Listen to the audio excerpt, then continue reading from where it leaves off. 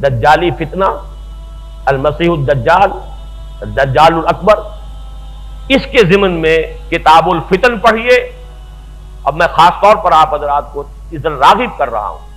اس لیے کہ میرے سامنے ایک بہت بڑے عالم دین نے، ایسے عالم دین جو مدرس ہیں، حدیث پڑھاتے ہیں، یہ واقعہ میرے ساتھ بیتا ہے، بنو میں بیتا ہے۔ جب میں نے یہ حدیث نعمان ابن بشیر کے ایک جلسے میں پڑھی ہے، بعد میں گفتگو ہوئی، انہوں نے کہا کہ یہ تو حدیث ہمیں بھی معلوم نہیں، اس لیے کہ ہمارے مدرسوں میں بھی سارا جو حدیث کا درس ہوتا ہے وہ سب وہ شروع کے جو فقہی ابواب ہیں، وضو کے اور نماز کے اور روزے کے اور یہ اور وہ جس میں اختلافات ہیں مسلمانوں کے، سارا وقت صرف ہو جاتا ہے ان پر، یہ احادیث کے ابواب تو ہم پڑھتے ہی۔ اگر یہ حال علماء کا ہے اور ایک عالم دین خود اس کا اعتراف ہے، مدرس ہے، کہ ہماری توجہ ہی نہیں، تو اب عام آدمیوں کو کیا کہوں، خاص طور پر جن کے ذہنوں میں سر سید کے دور سے شروع ہونے والے فکر نے، کہ جو اپنے انتہائی عروج کو پہنچا ہے غلام احمد پرویز کی تحریروں میں، جن کے ذہنوں تک وہ زہر رسائی کر چکا ہے کسی درجے میں، اب ان کو تو میں اور کیا کہوں گا اگر علماء کا حال یہ تابع دیگرہ کے رسل۔ اس لیے میں کہہ رہا ہوں کہ ان احادیث کا مطالعہ کیجئے، ان ابواب کا مطالعہ کیجئے، غور و فکر کیجئے، یہ چیزیں ہیں اور اس لیے بتائی ہیں محمد رسول اللہ صلی اللہ علیہ وسلم نے۔ معاذ اللہ آپ کوئی کاہن تو نہیں تھے کہ خبریں دے کر کوئی نذرانے وصول کرتے ہوں، کیوں یہ پیشن گوئیاں کی، کس لیے بتایا ہے؟ کوئی اس میں ہمارے لیے خیر تھا؟ جیسے سنگھائے میل ہوتے ہیں، آپ اگر کسی راستے پر جا رہے ہیں اور آپ کو کچھ دیر کے بعد پھر نشان مل گیا کہ ہاں اب یہ فلاں میری منزل 20 میل رہ گئی ہے، تو ایک تو یہ بھی صحیح پتہ لگ جاتا ہے آپ کو کہ میں صحیح راستے پر ہوں۔ اس سے پہلے دو راہ آیا تھا، پتہ نہیں سڑک میں کوئی غلط تو نہیں مڑ آیا۔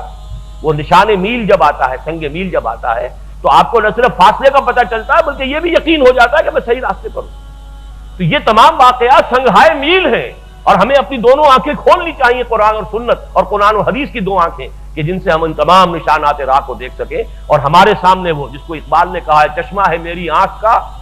خاک مدینہ و نجف، میں کہا کرتا ہوں کہ میری جو آنکھ ہے اس کا سرما قرآن اور حدیث رسول ہے صلی اللہ علیہ وسلم۔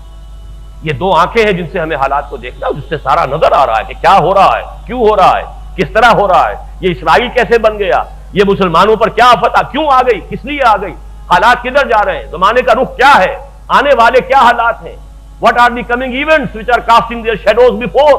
ان تمام چیزوں میں بصیرت حاصل کرنی ہے تو آپ کو ان احادیث کا مطالعہ کرنا چاہیے۔ ان میں ہے یہ کتاب الفتن، کتاب الملاحم، الملحمۃ العظمی، ایک خبر دی گئی ہے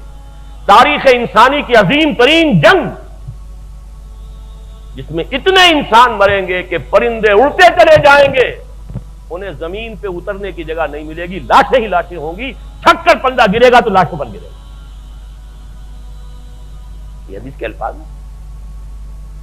اور یہ الملحمۃ العظمی، یہ نوٹ کر لیجئے، اعظم کہتے ہیں سب سے بڑی۔ یہ جنگ عظیم دو ہوئی ہیں ابھی تک، جنگ عظیم اول، جنگ عظیم دو، عظیم ہے یہ، اعظم ابھی آنے والی ہے، وہ تھرڈ ورلڈ وار جس کی دنیا میں باتیں ہو رہی ہیں، گفتگو ہوتی ہے، یہ موضوع رہی ہے دنیا کے اندر، اسی کے لیے ساری ہو رہی ہے یہ کہ کہیں ہمارے سوا کسی کے پاس ایٹم بم نہ ہو جائے۔ یہ ساری جو بھی جد و جہد ہو رہی ہے، یہ رابین رافیل صاحبہ جو ہیں جو فرقی بنی ہوئی پھر رہی ہیں ادھر سے ادھر، ادھر سے ادھر، یہ ساری کس لیے ہیں؟ کسی مسلمان ملک کے پاس جو ایٹمک طاقت نہیں ہونی چاہیے، حالانکہ ان کے پاس تو ایٹمک طاقتوں کے اسٹاک پائلز ہیں، ایک آدھ دو چار بم ہم کو بنا بھی لیں گے تو اس سے کون سی قیامت آ جائے گی، لیکن نہیں، they don't want to take any risk۔ Golf کی وار میں آپ نے دیکھا ہوگا کسی ایک امریکی کو مرنے نہیں دینا انہوں نے، چند امریکی مر گئے تھے تو سپر پاور، دنیا کی سپریم پاور جو ہے وہ اٹھا کر اپنا سارا بوریا بستر لپیٹ کر چلی گئی تھی صومالیہ سے، اس لیے کہ امریکی کی جان جو ہے وہ بہت قیمتی ہے۔ لہذا اگر کہیں ایٹم بم کسی مسلمان کے پاس ہوا، ہمارے پاس 1000 ایٹم بم ہو، ہم انہیں نسیہ منسیہ کر دیں، لیکن ان کا ایک ایٹم بم بھی ہوگا تو ہمارے بھی تو کوئی نقصان ہو جائے گا نا، وہ بھی نہیں ہم نے ہونے دینا۔ یہی وجہ ہے کہ عراق کی جنگ میں انہوں نے دو بدو جنگ کی نوبت ہی نہیں آنے دی۔ وہ ہوائی جہاز اور وہ ان کے جو ذرائع تھے، پیٹریوٹک میزائل نکال کے لے آئے کہ وہ اسکڈ میزائل جو ہے وہ تو اس کا زیرو ہو گیا، بہت بڑا غرہ تھا اسکڈ میزائل کا، اس اسکڈ میزائل کے اوپر غرہ تھا صدام حسین کو کہ میں تباہی مچا دوں گا، اور ابھی تک اس سے پہلے پیٹریوٹک میزائل انہوں نے رونمائی نہیں کی تھی، اس کی عین وقت کے اوپر لائے، زیرو، اسکڈ میزائل زیرو۔ اس حوالے سے ان کے جو ہتھیار ہیں کس کس طرح کے ہیں، کس کس طریقے سے، وہ تو انشور کرنا چاہتے ہیں ہمارا کوئی آدمی نہ بنے، باقی ساری دنیا ہمارے تلے آ جائے، لیکن یہ نہیں کہ ہم اپنے کسی جان کا نقصان برداشت کرنے کو تیار ہیں۔ اس کے لیے یہ ساری بھاگ دوڑ ہوگی۔ تو جان لیجئے الملحمۃ العظمی، یہ تاریخ کی عظیم ترین جنگ جس کی خبر دی ہے محمد الرسول اللہ صلی اللہ علیہ وسلم،